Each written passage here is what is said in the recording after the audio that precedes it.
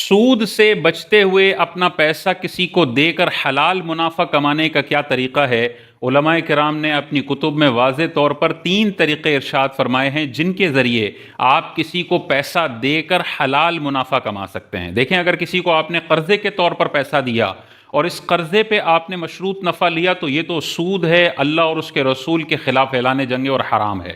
لیکن اگر آپ کسی کو پیسہ دینا چاہتے ہیں اور اس پر کچھ کمانا بھی چاہتے ہیں تو سود تو حرام ہے، لیکن اور بھی بہت سارے حلال طریقے ہیں جن کے ذریعے آپ کسی کو پیسہ دے کر اوپر منافع حاصل کر سکتے ہیں۔ وہ 3 طریقے بڑے مشہور ہیں۔ ان میں سے پہلا طریقہ ہے مرابحہ۔ مرابحہ اسلامک بینکنگ کی بھی ٹرم ہے، بہت سارے لوگوں نے سنی بھی ہوگی۔ جنہوں نے نہیں سنی، یہ اتنا بہترین طریقہ ہے کسی کے پاس پیسہ انویسٹ کر کے حلال منافع کمانے کا۔ مرابحہ کیا ہے؟ کاسٹ پلس اسکیم ہوتی ہے۔ کاسٹ پلس اسکیم کیا ہے کہ آپ اس میں ٹریڈنگ کرتے ہیں، اپنی کاسٹ کا اظہار کرتے ہیں کہ بھئی یہ مجھے اتنے میں پڑا ہے، اس میں اتنا پروفٹ ڈال کے میں اتنے کا آپ کو سیل کرتا ہوں۔ یہ مرابحہ ہے، جو اضافی آپ نے لیا ہے، بالکل ٹریڈنگ ہوئی ہے اور یہ بالکل آپ کے لیے حلال ہے۔ اب یہاں پر اگر آپ کسی کے ساتھ انویسٹمنٹ کرنا چاہتے ہیں، مثال کے طور پہ آپ کا ایک جاننے والا آپ کے پاس آیا اور اس نے کہا یار 20 لاکھ روپے کی، یا مثال کے طور پہ 50 لاکھ روپے کی مجھے ابھی ضرورت ہے، آپ مجھے دے دیں۔ اب آپ کہیں گے 50 لاکھ میں آپ کو دوں بطور قرض تو مجھے تو کوئی فائدہ نہیں ہوگا، مجھے تو کوئی منافع نہیں ہوگا، تو آپ اس کے ساتھ مرابحہ کا ایگریمنٹ کر سکتے ہیں۔ وہ مرابحہ کا ایگریمنٹ کیسے ہوگا؟ آپ اس سے پوچھیں بھائی کیوں چاہیے 50 لاکھ؟ وہ کہے گا یار مجھے 50 لاکھ اس لیے چاہیے کہ میں دودھ کا کام کرتا ہوں اور میں نے دودھ کے لیے گائے خریدنی ہے، یا مثال کے طور پہ میرا اینٹیں بنانے کا کارخانہ ہے اور مجھے را مٹیریل خریدنے کے لیے 50 لاکھ روپے چاہیے، ابھی شارٹیج پڑ رہی ہے، آپ مجھے 50 لاکھ دے دو۔ آپ اس سے مرابحہ کا ایگریمنٹ کر لیں۔ مرابحہ کا ایگریمنٹ کیا کریں؟ مثال کے طور پہ جو پیسے دینے والا ہے اس کا نام ہے زید، اور جس کو پیسے کی ضرورت ہے اس کا نام ہے بلال۔ تو زید بلال کو اپنا وکیل بنائے کہ بھائی میں آپ کو وکیل بناتا ہوں کہ جو مال آپ کو 50 لاکھ روپے کا لینا ہے، آپ وہ مال پہلے میرے بہاف پہ خریدو۔ تو بلال مارکیٹ میں جا کے یہ 50 لاکھ روپے کا مال زید کے بہاف پہ خریدے گا۔ جیسے ہی وہ خریدے گا، زید اس 50 لاکھ کے مال کا مالک بن جائے گا۔ اس کے بعد زید جا کے اس مال پر قبضہ بھی کر لے، تو زید 50 لاکھ کے مال کا مالک بھی بن گیا اور اس نے قبضہ بھی کر لیا۔ اس کے بعد زید بلال کو کہے کہ بھائی یہ 50 لاکھ کے مال کا مالک میں بن گیا ہوں، میں نے پیسے ادا کر دیے ہیں، اب یہ والا مال میں آپ کو 55 لاکھ روپے کا سیل کرتا ہوں 3 مہینے کے ادھار پر۔ آپ 3 مہینے بعد مجھے پیسے دے دینا، 1 سال بعد پیسے دے دینا، 1.5 سال بعد پیسے دے دینا، جو بھی مدت آپس میں ایگری ہو جائے اس مدت کا ذکر ہو جائے، اور بندہ کاسٹ پر اپنا منافع ایڈ کر کے وہ چیز آگے اس بندے کو سیل کر دے، تو یہ 5 لاکھ روپے کا جو اضافی منافع ہے یا 10 لاکھ روپے کا منافع ہے، جو باہم طے ہو جائے، یہ بالکل حلال ہوگا۔ تو دیکھیں دونوں میں نتیجہ یہی نکل رہا ہے۔ اگر میں اسے 50 لاکھ دوں اور کہوں یار 3 مہینے بعد 55 لاکھ دے دینا، یہ نرا سود ہے، حرام قطعی ہے اور اللہ تعالیٰ سے اعلان جنگ ہے۔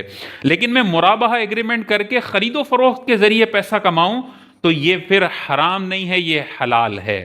پہلا طریقہ یہ مرابحہ کا ہے۔ دوسرا حلال انویسٹمنٹ کا طریقہ ہے مداربت۔ یہ بھی اسلامک بینکنگ کی ٹرم ہے، بہت سارے لوگوں نے سنی ہوگی۔ جس نے نہیں سنی اس کے لیے اگر اس کو ہم ڈیفائن کریں تو کیسے ڈیفائن ہوگا؟ مداربت کا مطلب ہوتا ہے پیسہ، ایک طرف سے پیسہ، دوسری طرف سے محنت۔ ایک بندہ محنتی ہے، پیسہ نہیں ہے، میرے پاس پیسہ ہے، ٹائم نہیں ہے، میں اپنا پیسہ اس کو دیتا ہوں، وہ اپنی محنت کرتا ہے اور پھر کوئی کاروبار کرتا ہے۔ اس کاروباری ایگریمنٹ کو کہتے ہیں مداربت۔ ایک طرف سے پیسہ، دوسری طرف سے محنت۔ بالکل درست ہے، یہ معاہدہ کیا جا سکتا ہے، لیکن اس میں ضروری کیا ہے؟ اس میں ضروری یہ ہے کہ منافع پرسنٹیج میں طے ہونا چاہیے۔ پیسوں میں طے کیا تو یہ حرام ہوگا۔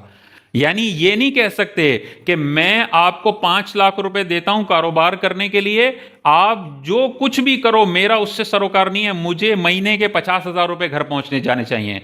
یہ جو پیسوں میں منافع فکس کیا یہ حرام ہے۔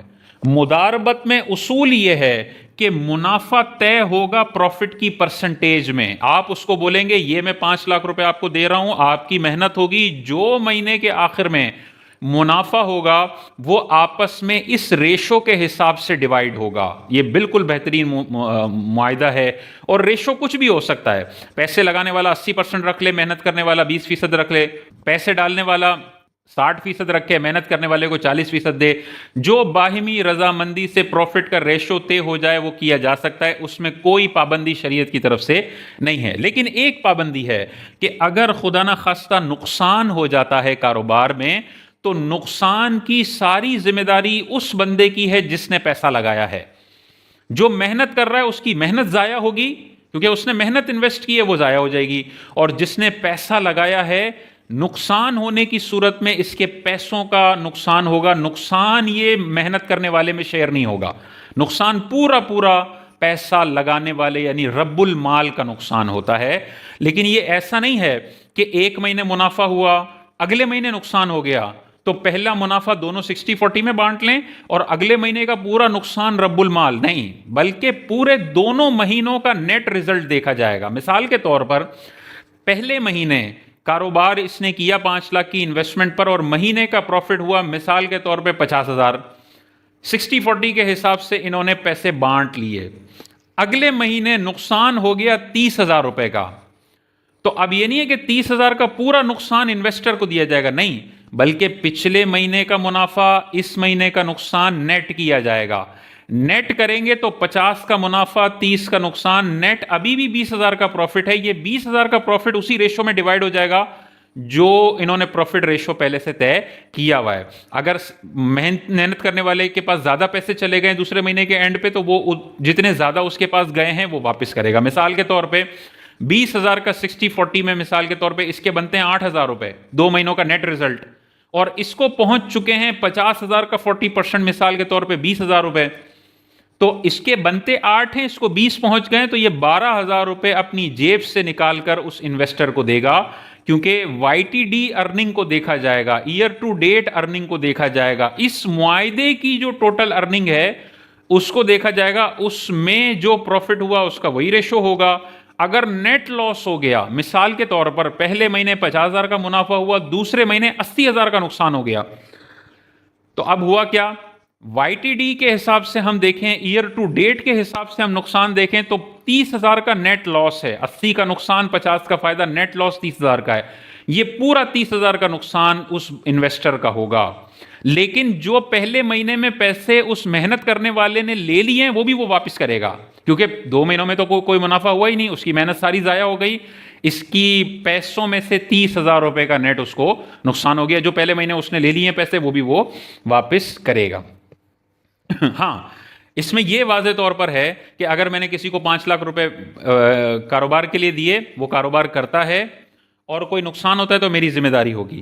لیکن اگر اس کی غفلت, اس کی لاپرواہی کی وجہ سے کوئی نقصان ہوتا ہے, مثال کے طور پہ کھلا مال چھوڑ کے کہیں چلا جاتا ہے اور مال چوری ہو جاتا ہے, غفلت کی وجہ سے, لاپرواہی کی وجہ سے کوئی ایسا مسئلہ ہو جاتا ہے, اس نقصان کی ذمہ داری اس محنت کرنے والے پر ہے, اس کا وبال سرمایہ دار پر نہیں آئے گا. لیکن محنت کرنے والا اپنی پوری محنت کرتا ہے, اس کے بعد بھی نقصان ہو جاتا ہے تو پھر انویسٹر کا لاس ہے, محنت کرنے والے کو نہیں. تیسرا جو طریقہ ہے کسی کو پیسے دے کے حلال منافع کمانے کا, وہ شرکت ہے. شرکت کیا, مداربت میں ایک طرف سے پیسہ تھا, دوسری طرف سے محنت تھی. شرکت میں یہ ہوتا ہے دونوں طرف سے پیسہ ہوتا ہے, میں بھی پیسہ دے رہا ہوں, سامنے والا بھی پیسہ دے رہا ہے, لیکن میرے پاس ٹائم نہیں ہے, اس کے پاس ٹائم ہے. وہ پیسہ پلس محنت دونوں ڈال رہا ہے, میں صرف پیسہ ڈال رہا ہوں اور میں سلیپنگ پارٹنر ہوں. اس کو بھی شرکت بالمال کہتے ہیں, مال کے ذریعے سے شریک بن گئے, پارٹنر ہو گئے. یہ بھی بالکل معاہدہ درست ہے. اس میں بھی پروفٹ جو ہے وہ پرسنٹیج میں طے ہوگا, پیسوں میں فکس اماؤنٹ میں پروفٹ طے نہیں ہو سکتا, وہ حرام اور سود میں چلا جائے گا. اور اس میں یہ ذہن میں رکھنا ہے کہ جو سلیپنگ پارٹنر ہے اس کا پروفٹ کا ریشو اس کے انویسٹمنٹ کے ریشو سے زیادہ نہیں ہونا چاہیے. مثال کے طور پہ 1 کروڑ کی ٹوٹل انویسٹمنٹ ہے اور ایک بندے نے 60 لاکھ روپے دیے ہیں, سلیپنگ پارٹنر نے 60 لاکھ دیے ہیں, اور جو ورکنگ پارٹنر ہے اس نے 40% دیے ہیں, تو سلیپنگ پارٹنر اپنا پروفٹ ریشو 60% سے نہیں بڑھا سکتا, کیونکہ اس کا پروفٹ ریشو ہی 60% ہے. اس سے اوپر کا منافع وہ نہیں لے سکتا. وہ ویسے ہی سلیپنگ پارٹنر ہے, اپنی محنت تو کچھ کر نہیں رہا کہ محنت کے عوض کچھ اضافی لے لے, اس نے تو صرف پیسہ لگایا. تو اپنی کیپٹل انویسٹمنٹ کے ریشو سے زیادہ وہ منافع نہیں لے سکتا. اس کی 60% انویسٹمنٹ ہے تو 60% منافع وہ لے سکتا ہے. کم جتنا چاہے لے, وہ 30% لے لے, وہ 50% لے لے, لیکن میکسیمم کتنا لے سکتا ہے؟ سلیپنگ پارٹنر میکسیمم اتنا پروفٹ لے سکتا ہے جتنا اس کا انویسٹمنٹ کا ریشو ہے ٹوٹل انویسٹمنٹ میں. تو وہ ذہن میں رکھنا چاہیے. اور اس میں بھی نقصان کیپٹل ریشو کی بنیاد پر ہوگا. مداربت میں چونکہ 100% انویسٹمنٹ بندے کی ہوتی ہے اور محنت کرنے والے کی 0 انویسٹمنٹ ہوتی ہے, تو نقصان پورا سرمایہ دار کو ہوتا ہے کیونکہ پوری انویسٹمنٹ اس کی ہے. پارٹنرشپ میں دونوں طرف سے پیسہ ہوتا ہے تو نقصان بھی پھر اسی ریشو پہ ڈیوائیڈ ہوگا جس ریشو پہ دونوں کی انویسٹمنٹ ہے. 60-40 انویسٹمنٹ ہے تو وائی ٹی ڈی نقصان بھی 60-40 کے حساب سے ہی ڈیوائیڈ ہوگا. تو کسی کو قرض دے کر نفع لیا تو حرام اور سود ہے. مرابحہ, مداربہ اور شرکت بالمال کے ذریعے پیسہ دیا اور ان شرائط کو ذہن میں رکھا تو انشاءاللہ یہ منافع بالکل حلال اور طیب ہوگا, اور اس کے ذریعے انسان افراط زر سے بھی بچ سکتا ہے.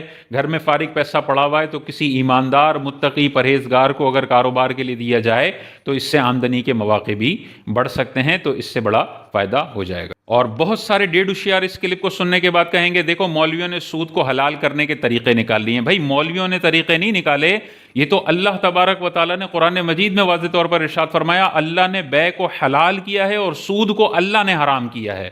اور مرابحہ کا پروڈکٹ, مرابحہ کی پوری چیزیں اللہ کے نبی نے ارشاد فرمائی ہیں. اگر اس کی بنیاد پر کوئی اضافی پیسہ حاصل کرتا ہے تو اس کے حرام ہونے کی ہمارے پاس کوئی اور وجہ نہیں ہے کہ ہم اس کو حرام کہیں. بہت سارے لوگ کہیں گے کان یہاں سے پکڑو یا وہاں سے پکڑو, بات ایک ہی ہے. بھائی یہ بات نہیں ہے. یہ جو اعتراض کرتے ہیں نا کان یہاں سے پکڑو یا وہاں سے پکڑو, بات ایک ہی ہے. یہ حقیقت میں بخاری کی حدیث پر اعتراض کر رہے ہوتے ہیں. تاجدار کائنات کی بارگاہ میں کچھ صحابہ آئے اور عرض گزار ہوئے کہ یا رسول اللہ ہماری مارکیٹ کا یہ ٹرینڈ ہے کہ ہم 2 سا گھٹیا کھجور دے کر 1 سا اچھی والی کھجور لے لیتے ہیں سامنے والے بندے سے. تو حضور علیہ السلام نے ارشاد فرمایا یہ نہ کرو, یہ تو سود ہے کہ 2 سا دے کر 1 سا لے رہے ہو. مثال کے طور پہ 2 کلو گندم دے کر 1 کلو گندم, 2 کلو کھجور دے کر 1 کلو کھجور لینا. حضور علیہ السلام نے فرمایا یہ نہ کرو, یہ تو سود ہے. اگر تمہیں کرنا ہی ہو تو پہلے اس 2 کلو کو بیچو اور اس کے پیسوں سے 1 کلو خرید لو. دیکھیں رزلٹ وہی نکلا. پہلے نرا سود تھا, جو اضافی 1 کلو کھجور لی جا رہی تھی وہ نرا سود تھا, حرام تھا. تاجدار کائنات نے اس حرام کو منع بھی فرمایا اور ایک بہترین حلال طریقہ بتایا کہ 2 کلو کھجور کو پہلے تم سیل کر دو, مثال کے طور پہ 2000 میں, اور اسی 2000 میں تم اچھی والی 1 کلو کھجور لے لو. رزلٹ وہی نکلے گا کہ 2 کلو گھٹیا کھجور ادھر چلی گئی, 1 کلو اچھی والی کھجور ادھر آ گئی. لیکن پہلے سود تھا, اب ٹریڈنگ ہے اور ٹریڈنگ کے ذریعے والا کام کیا جائے تو حلال ہے.